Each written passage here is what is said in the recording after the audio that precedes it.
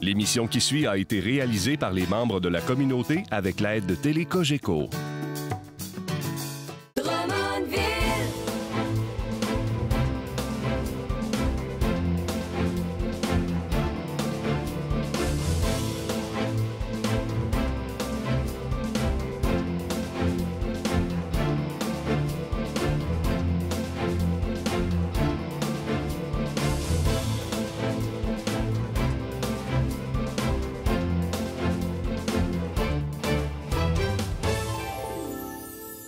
Très heureux de vous retrouver après maintenant près d'un mois sans se rencontrer. Les activités du Conseil ont pris le 16 mars dernier. Je veux d'abord vous dire merci. Merci de vous être emparé des Jeux du Québec, d'en avoir fait vos Jeux, d'avoir été présent sur les plateaux, d'avoir été accueillant, chaleureux pour ces gens qui ont visité Drummondville au cours de cette semaine formidable des Jeux du Québec. Merci encore et merci à tous ceux qui ont contribué à ce succès.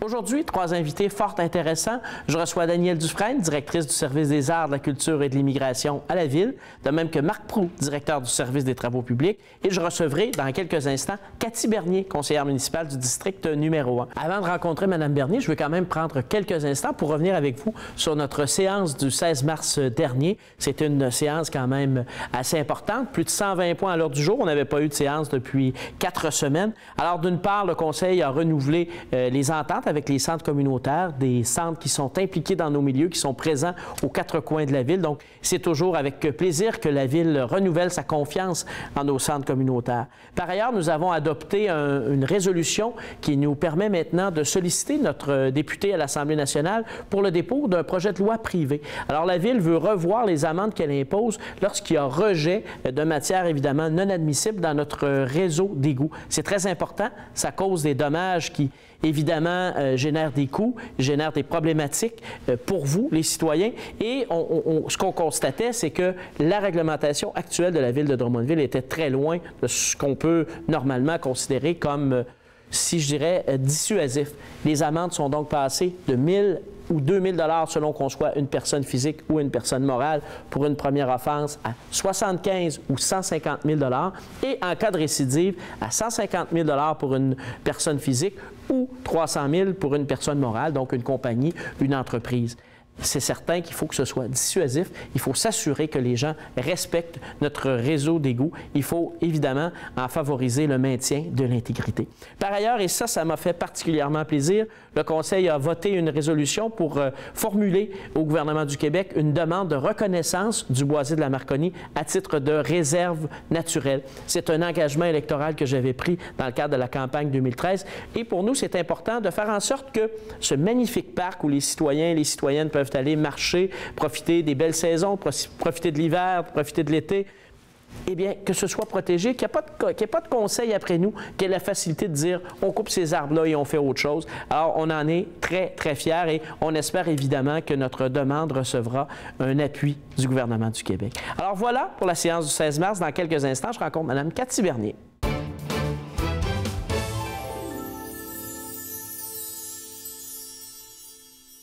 C'est le 3 novembre 2013 qu'elle est devenue conseillère municipale à la Ville de Drummondville. Elle occupe le siège 1, le district numéro 1, Mme Cathy Bernier. Mme Bernier, bonjour, merci d'être avec nous aujourd'hui. Peut-être une première question. Pour les gens, des fois, les numéros de district, ça ne dit pas grand-chose. Oui. Le district 1, ça se situe où? Ça touche particulièrement quel secteur? En fait, district 1, c'est un district qui est divisé un peu, je vous dirais drôlement, mais qui a tellement une belle diversité. En fait, ça comprend tout le secteur de Saint-Joachim, donc ce côté-là de la rivière. Et on parle ensuite de ça du côté du secteur Grande-Tame, donc de l'autoroute 20 jusqu'aux limites de Saint-Majoric. Et on a aussi la partie qui est derrière tout ce qui est le secteur commercial. Donc, on parle des promenades, les résidences du jazz et tout ce qui est Costco et les condos qu'on peut retrouver là aussi. Donc, si on veut, là, de l'autre côté du boulevard René-Lévesque jusqu'aux limites de Saint-Majoric et à partir du boulevard Lemire, ou même jusqu'aux limites de la ville dans l'autre direction, jusqu'à la rivière Saint-François, en fait, même jusqu'aux autres, à la limite, là, même de l'autre côté. Oui, jusqu'à la limite, donc, du côté donc, c'est un très grand district, c'est probablement l'un des plus grands districts. C'est exactement un des plus grands districts de la région, mais qui couvre tellement une belle diversité urbanistique qu'on parle du secteur rural ou d'un noyau villageois comme Saint-Joachim, ou encore qu'on parle du secteur résidentiel avec la mixité de la vitrine industrielle de l'autoroute 20 dans le secteur Grande-Tame. puis tout ce qui est du côté commercial aussi. Quelle responsabilité vous assumez autour de la table du conseil, les comités, les délégations? Bien, en fait, depuis le mois de novembre, donc j'ai été élue. À partir de ce moment-là, donc on occupe le siège de conseillère pour le district numéro 1. Et au-delà de ça, on est aussi membre représentatif de la Ville sur le comité Art, Culture et Migration. J'occupe aussi le titre de membre de la Ville sur le comité Développement social. Au-delà de ça, je représente aussi la Ville sur différents CA. Donc, on parle des mandataires de la Ville comme Réseau plein air, le Club de ski de Font-Saint-François. Donc, c'est des postes aussi que j'occupe à ces niveaux-là. Intéressant. Réseau plein air et ski de fond, c'est des défis aussi particuliers qui, dans le cas du réseau plein air, qui est développé beaucoup du côté de Saint-Joachim, également de l'ancien, du parc des Voltigeurs. Donc, il y a de ce côté-là, pour vous, c'est chez vous finalement. Oui. Maintenant, si on revenait sur les différents secteurs de votre district et qu'on parlait, entre autres, du secteur de Grantham, l'ancien Grantham, si on veut, là, jusqu'aux limites de Saint-Majoric, quels sont les défis, quels sont les enjeux avec lesquels vous avez à travailler dans ce secteur-là? Bien, tu sais, déjà, en partant, quand on parle d'une mixité, donc autant de la vitrine industrielle qu'on a sur le bord de l'autoroute 20 qu'on tente de développer, et du bon voisinage avec tout le secteur résidentiel, sachant très bien que c'est aussi une chose qu'on développe énormément en ce moment avec les différents développements qui sont à venir dans ce secteur-là. Donc ça, c'est un beau projet, c'est des beaux enjeux. Faut développer, il faut continuer à avancer, puis c'est important. Et en ce sens, bien, vous voyez, dans le courant de la prochaine année, on va justement faire des raccordements de services pour différents citoyens du boulevard Patrick. On tente de bonifier aussi les aménagements au niveau du parc Simard pour répondre aux besoins de la population. Donc ça, c'est des beaux projets et des beaux enjeux avec lesquels on travaille. Parce qu'il y a quand même beaucoup de jeunes familles dans ce secteur-là. Oui, c'est ça, exactement. Et si on se transporte de l'autre côté de la Transcanadienne, là, un secteur plus commercial, résidentiel aussi, avec entre autres, on parlait des résidences jazz, il y a plusieurs condominiums, il y a aussi tout un secteur de résidences, même bigénération, tout ça dans ce coin-là. C'est un secteur très différent qui présente aussi ses enjeux. Oui, parce que, qu'on le veuille ou pas, tout près de là, il y a une zone commerciale, donc un pôle commercial en développement. Donc, il faut réussir à bien conjuguer cette vitrine commerciale-là et, encore une fois, la mixité des usages avec le résidentiel. Et du côté du résidentiel, bon, on sait que ça se développe très bien. C'est presque à sa capacité, on pourrait dire. Ça va très bien. Je sais que vous avez, comme les membres du conseil, cette préoccupation de la qualité de cette vitrine de Drummondville sur l'autoroute 20, la qualité des commerces, de l'architecture des commerces. On souhaite que, et les gens nous le disent, il y a une différence quand on passe à Drummondville. C'est pas des hangars qu'on veut avoir sur le bord de l'autoroute. Non, puis autant au niveau industriel que commercial, je pense que c'est ce qui fait notre particularité et il faut le préserver, puis c'est important. Qu'on pense aux investissements que Groupe Souci a réalisés au cours des dernières années dans son siège social pour en faire un merveilleux édifice. Et maintenant, peut-être pour aller vers une conclusion, il y a tout le secteur de Saint-Joachim, celui dont vous êtes aussi personnellement originaire. Exact. Écoutez, les enjeux, ils sont à quel niveau? Bien, les enjeux au niveau du secteur Saint-Joachim, il faut comprendre que Saint-Joachim est un noyau villageois. Donc, qui s'est joint à Drummondville en 2004. Hein, c'est quand même récent l'arrivée de Saint-Joachim chez nous. Quand on a jumelé Saint-Joachim, il y a eu tous ces enjeux de sentiment d'appartenance et tout ça qui a été développé et travaillé au fil des années, qui maintenant, je pense, connaît un bon succès. Les gens du secteur se sentent aussi très bien drummondvillois. Maintenant, les enjeux, bien, on a des enjeux, il ne faut pas se le cacher, au niveau des infrastructures municipales, qu'on pense à notre centre communautaire. D'ailleurs, cette année, le Conseil a fait une étude sur l'état du bâtiment et tout ça, parce que c'est une préoccupation qu'on partage, l'ancienne école, d'ailleurs, qui est utilisée. Puis il faut offrir des services à notre population qui soient à la hauteur de leurs besoins aussi, qui correspondent à leurs besoins et qui correspondent aussi à l'image qu'on veut donner. Donc ça, c'est un des enjeux majeurs aussi. On a aussi tout le secteur de la forêt Drummond, qui est un dossier très actif. Évidemment y arriver. Vous êtes la conseillère de la forêt Drummond. C'est chez vous, cet espace magnifique dont on est si fiers. Oui, puis il faut en être fier. Je pense que les Drummondvillois, peut-être, on le sait, mais on le répète jamais assez, c'est une richesse qu'on a. C'est le total de la forêt Drummond qui est couvert par le secteur de Saint-Joachim, couvre environ 40 %.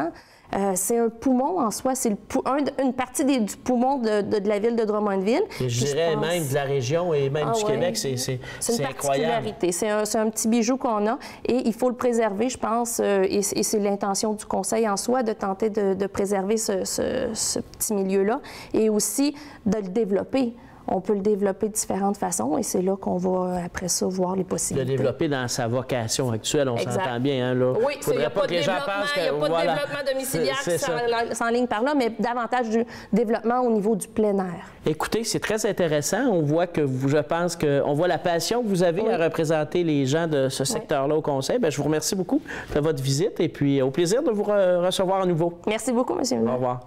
Moi, je suis arrivé il y a ce week-end en fait, donc je ne connais pas trop l'hiver rigoureux de Drummondville, mais moins 17 il y a 2 jours, c'est déjà, ça fait du bien. Ça fait du bien pour le sang, ça réveille. Moi, il y a des journées que j'ai pas sorti parce que, bon, bien, premièrement, mon auto ne partait pas. Et puis, d'autres journées, bien, c'était vraiment... C'était pas possible de rester dehors. Bien habillé, là, prendre des marches, 2 heures par jour réguliers tous les jours. Ça tient en forme, ça tient en santé. Ça a été très dur.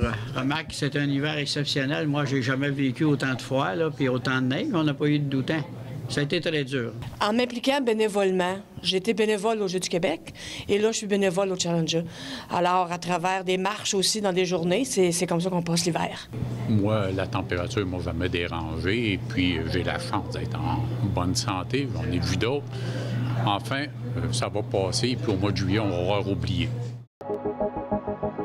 Vrai ou faux? En 2014, le service de sécurité incendie de Drummondville a répondu à 50 alarmes incendie.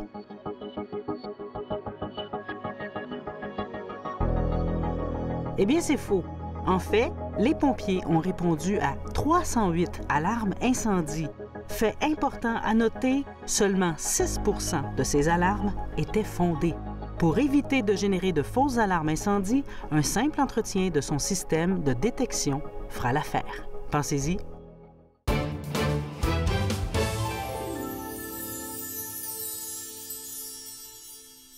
Il s'est joint à l'équipe de la ville de Drummondville en 2013 à titre de directeur des travaux publics. Il nous arrivait à ce moment-là de Port-Cartier, où il agissait à titre de directeur adjoint. J'accueille avec plaisir aujourd'hui notre directeur des travaux publics, M. Marc Proulx. M. Proulx, bonjour, section. Les travaux publics, c'est un gros secteur à la ville. C'est beaucoup d'employés. C'est une équipe composée de beaucoup de gens, des gens qui travaillent très, très fort, particulièrement l'hiver. On aura l'occasion d'en reparler, mais peut-être dans un premier temps, nous dire qu'est-ce que c'est le service des travaux publics? Ça englobe quoi? Ça touche quoi dans la vie de nos citoyennes et de nos citoyens? De façon générale, le service des travaux publics voit à l'entretien de l'ensemble des infrastructures de la ville, que ce soit au niveau des infrastructures routières, les rues, les trottoirs, tout ce qui est pour la circulation, mais également les édifices municipaux, les parcs, espaces verts, également notre réseau d'aqueducs et notre réseau d'égouts. C'est l'ensemble de l'entretien de ces infrastructures-là. Alors, c'est plusieurs services, plusieurs employés. Environ combien d'employés qui travaillent? Environ 125 employés col bleu. Ça varie en fonction des saisons. Par rapport à l'été, il y a un peu plus de gens pour le surplus de travail, mais c'est environ 125 employés col bleu au plus haut.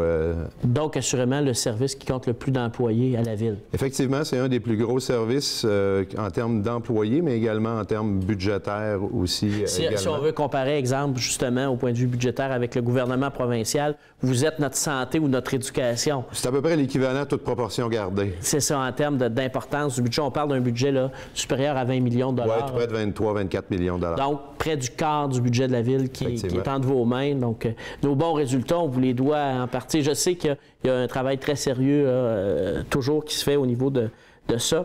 D'ailleurs, j'aimerais qu'on parle, parce que je pense que pour nos citoyens, c'est quelque chose d'important. On a eu un hiver très rigoureux. D'ailleurs, vous me disiez que la semaine dernière, on a atteint là, déjà près de, je pense que c'est 17 bordées de neige là, qui ont demandé une intervention. Peut-être dans un premier temps, si on parlait du déneigement. Ça représente quoi, le déneigement? Combien de kilomètres de rue on a à déneiger à Drummondville? On a tout près de 580 quelques kilomètres de rue à déneiger, qui est fait en partie par des entrepreneurs, mais également une bonne partie de la ville qui est effectuée par nos employés col bleu en régie. On entend souvent, hein, parce que les gens regardent l'hiver, ils disent « Ah, il y a eu moins de neige cette année, il y a eu plus de neige cette année, ça va avoir un impact important sur le budget. » Ça, je pense que c'est un petit peu un mythe, hein, dans le sens où les contrats avec les différents sous-contractants là, sont des contrats fixes. Effectivement. Donc, il n'y a pas d'impact s'il y a plus de neige ou moins de neige, c'est le contrat est le même. Et pour nos employés, s'ils ne déneigent pas, évidemment, ils sont attitrés à d'autres tâches. À d'autres travaux. Et pour vous, est-ce que c'est seulement que la quantité de neige qui a un impact ou le nombre de bordées et tout ça, ça a un impact? Effectivement, ce qui caractérise beaucoup l'hiver 2014-2015, parce qu'elle s'étend sur 2 années différentes, mais ce qui caractérise beaucoup notre hiver, c'est beaucoup plus d'événements. Environ, au niveau du déneigement, on est à 8-9 événements de neige, on parle d'une bordée de neige. Cette année, comme vous mentionnez, la semaine dernière, on était rendu environ à 17. Et ce qui fait en sorte qu'au niveau... On espère que vous en ajouterez pas trop quand même, hein, parce que... Puis on ne sait pas ce que le printemps nous réserve. Oui, c'est ça, on ne sait pas... Bien, effectivement, il y a beaucoup plus d'événements parce qu'en termes de quantité de neige, on est sensiblement dans les moyennes de 250 cm qu'on reçoit annuellement sur les territoires de la ville de Drummondville. Sauf que c'est beaucoup plus d'événements, donc beaucoup plus de sorties, plus de sollicitations par rapport à nos employés, et beaucoup plus d'abrasifs et de sel de déglaçage également qu'on a dû utiliser cet hiver, comparativement à un hiver moyen ou normal. Et d'ailleurs, il y a un enjeu pour vous, si on parle de 20 cm de neige reçue sur 3 ou 4 jours par rapport à 20 cm qui tomberait en une journée dans une vraie tempête. Bien, effectivement, chaque petite accumulation équivaut sortir pour 5 cm ou sortir pour 20 cm pour nous en termes de coût, c'est le même. Sauf que le même 20 cm en 4 opérations de 5, bien, c'est 4 fois les coûts. Et il y a des lois aussi au niveau de la conduite là, qui viennent un petit peu vous mettre une pression supplémentaire. Là. Vous pouvez pas, les gens ne peuvent pas être sur les camions là, pendant 20 heures en ligne, 5 jours de suite. Bien, effectivement, c'est un élément qui est quand même important à considérer par notre personnel d'encadrement, nos employés cadres. Je vous parlais tantôt de 125 employés. On a également 7 contremaîtres et 2 surintendants qui supervisent l'ensemble de ces équipes-là. Et on doit s'assurer du respect des heures de conduite qui est régie, qui limite à 13 heures de conduite et 14 heures de travail par jour. Donc, il faut s'assurer d'avoir une rotation, d'avoir du personnel disponible. C'est une complexité de plus dans la gestion de nos équipes de travail.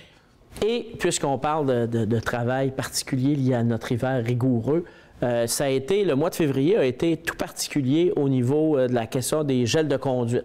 Oui, ça aussi, ça passera à l'histoire où ça sera un élément marquant de l'hiver 2015 ou du début de l'hiver 2015.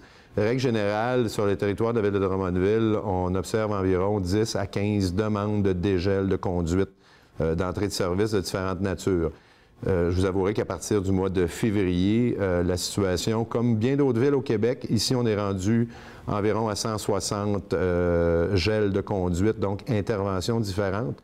Puis je crois qu'à la mi-février, on était à peine à quelques-unes, donc ça a été vraiment un boom. Oui, sur un court laps de temps. C'est caractéristique de la saison du mois de février, principalement, mais des températures très froides, record également en février, ce qui fait en sorte que le gel a descendu beaucoup plus profondément à différents endroits dans le sol. Habituellement, le gel se situe à 2-3 pieds de profondeur. Cette année, on l'observe dans certains cas jusqu'à 5 à 6 pieds de profondeur. Ça a un impact. Et donc... Et tout ça, ça se passait en même temps.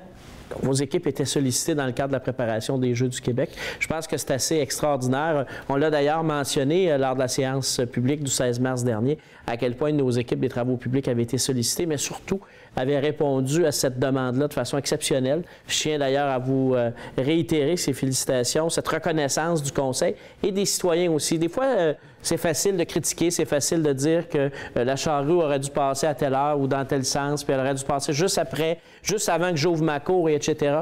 Mais je pense qu'au-delà de ça, il faut voir la volonté de ces gens-là. On apprécie beaucoup leur travail. J'ai eu l'occasion avec le directeur général de les rencontrer, de le mentionner. Mais je trouve que c'est important de le redire aussi à notre population, aux gens qui écoutent.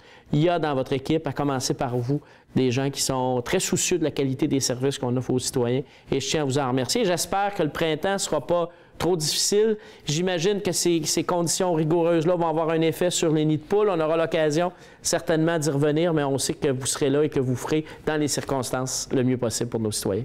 Merci beaucoup, M. Proulx. C'était un plaisir de vous accueillir. Merci, M. Cusson. Pour moi, c'était plus facile. Je suis parti 6 semaines aux Bahamas dans dans les shows de Bahamas. Après ça, je suis arrivé le 18 février. Fait que j'ai manqué, on m'a dit que j'ai manqué beaucoup de fois. Bien, moi, j'étais bénévole aux fêtes du 200e le 31 décembre. J'étais bénévole au Jeux du Québec. Et là, je fais le Challenger Banque nationale. Ça me garde au chaud, sauf le 31 décembre, évidemment, parce qu'il faisait froid. Mais à part ça, ben, bon, je marche. Je dirais que c'est pas si mal quand même. Il serait temps qu'elle se termine. Mais pour l'instant, nous, on est impliqués beaucoup dans le Challenger, donc on l'a quasiment pas vu passer. Très facilement, je joue au tennis 3 fois par semaine. En essayant d'aller le plus souvent dehors pour apprivoiser l'hiver. Bien, peut-être j'ai fait moins de ski de fond parce qu'avec le froid, il faut s'habiller plus. Mais non, moi, ça n'a pas été un problème. Bien, moi, je joue au tennis, fait que j'étais souvent à l'intérieur, fait que j'ai adoré ça. Facilement. Moi, j'aime l'hiver. C'est ma saison, l'hiver. Fait que moi, j'aime être dehors, jouer dehors. Ça a bien été.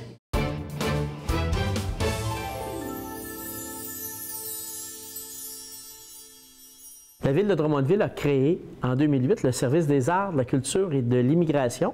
Et pour en occuper la direction, il est allé chercher quelqu'un dans le bas du fleuve, Mme Danielle Dufresne, qui est directrice du service. Bonjour, merci d'être avec moi aujourd'hui. Bonjour, M. le maire. Vous étiez au service d'une MRC, si je ne me trompe pas. Oui, Rimouski-Négit. Et donc, dans le même domaine, au niveau des arts, de la Exactement. culture, c'est votre patrimoine domaine. un peu plus dans Rimouski-Négit qu'ici, mais globalement, c'était dans le même domaine. Et donc, peut-être une première question un peu simple. Qu'est-ce que c'est le service des arts, de la culture et de l'immigration? Ça touche quel secteur? Ça concerne quelles activités particulières de la vie de nos citoyens? C'est assez varié. Le service, à l'origine, c'est le lien privilégié entre le secteur des arts et de la culture, nos partenaires, et la Ville de Drummondville, le conseil municipal. Alors, le service sert un peu de trait d'union pour organiser, planifier la conversation entre ces deux éléments qui doivent régulièrement se parler. C'est aussi la bibliothèque municipale et toutes les multiples activités qui sont organisées au fil des semaines, à partir de la naissance jusqu'à la finale. Et c'est aussi, on génère beaucoup d'événements.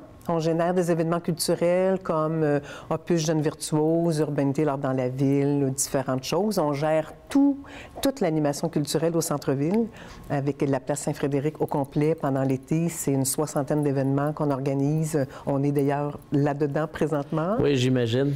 C'est toute la question de l'immigration. La question de l'immigration, ça reste encore pour nous à structurer un peu, mais ça fait partie du mandat. Il y a quand même chez nous, à Drummondville, des gens de plusieurs pays différents là, qui habitent maintenant avec nous. 57 pays. Alors, c'est quand même remarquable, mais on n'est pas toujours au fait de ça chez nous à Drummondville. Si on parlait maintenant peut-être de deux événements bien spécifiques, la semaine dernière, lors de notre séance du Conseil, le 16 mars, on a relevé le défi de la poésie du maire. Effectivement. Pouvez-vous nous en toucher quelques mots? Certainement, puis j'en profite pour vous féliciter pour votre audace, parce que c'était assez inusité. Alors, c'est à travers le Canada.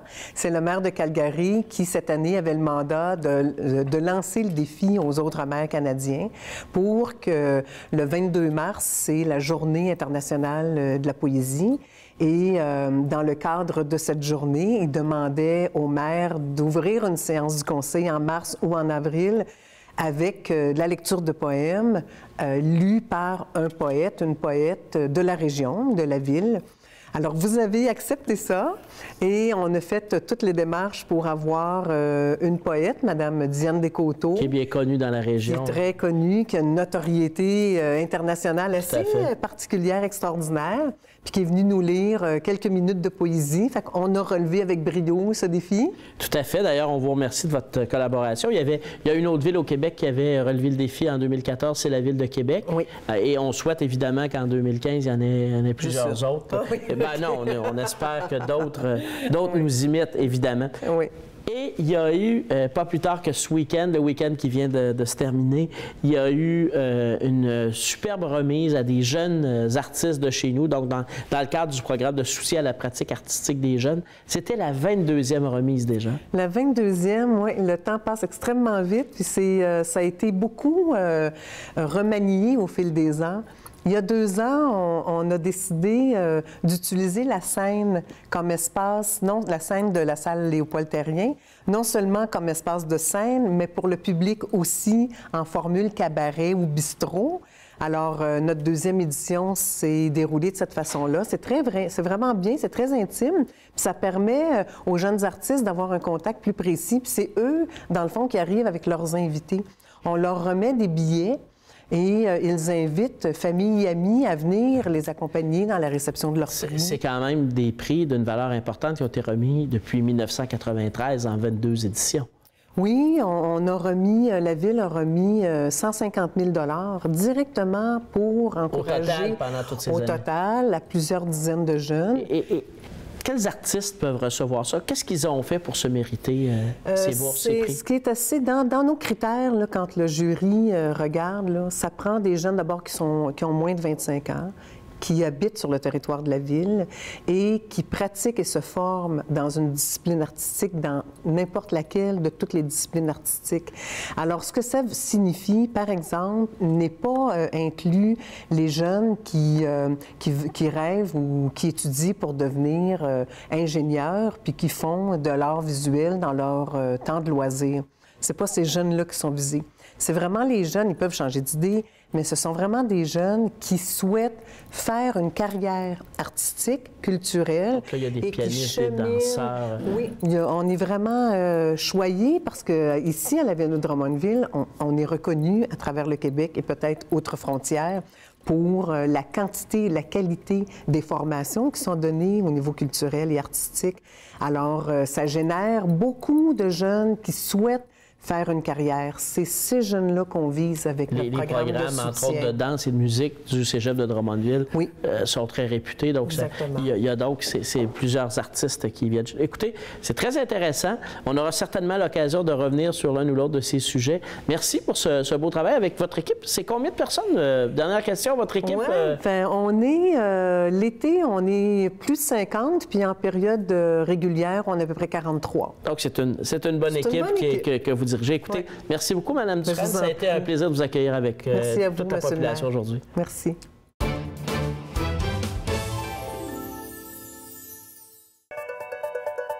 Saviez-vous que les musiciens solistes, les groupes musicaux et les gens de performance théâtrale qui sont intéressés à se produire à la place Saint-Frédéric cet été ont jusqu'au 3 avril prochain pour soumettre leur portfolio? Il s'agit de l'envoyer par courriel ou par la poste. Pour plus d'informations, contactez le 819-850-1327. C'est déjà tout pour cette semaine. C'était notre 10e émission. Je veux vous remercier d'être à l'écoute, d'être présent comme ça, de nous laisser entrer chez vous et de prendre de l'information sur ce qui se passe à Drummondville. Je remercie évidemment Télé Cogeco, qui sont des partenaires importants, nos techniciens de production télévisuelle, Danny Gamelin et Robert Guay, qui sont avec nous pour chacune des éditions. Merci aussi à Sonia Collard et Sébastien Lépine de la Ville de Drummondville, qui sont des collaborateurs très importants. Merci à vous d'être là. Je vous souhaite une très belle semaine et on se retrouve le 30 mars prochain pour votre séance régulière du Conseil.